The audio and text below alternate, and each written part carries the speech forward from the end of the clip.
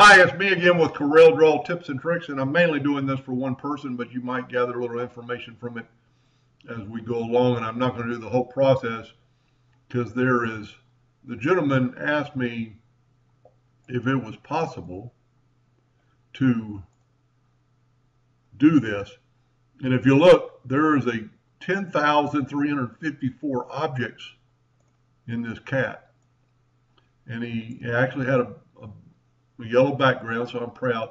But it's got some little gray, different shades of gray flecks that he wanted to get rid of.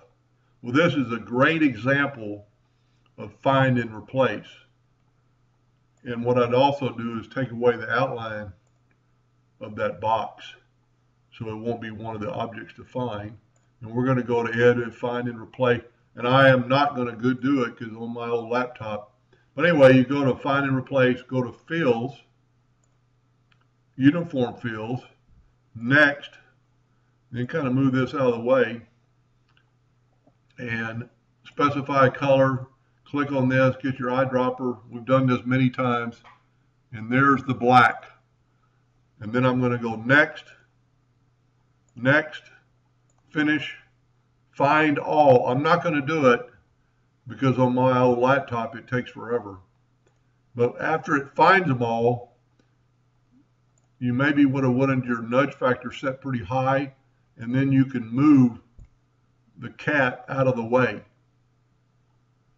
And it will move all the blacks out of the way. So I've actually done it for him. And and I'm doing this for James, and I made your cat quite a bit smaller, because there are so many objects that it is hard to save.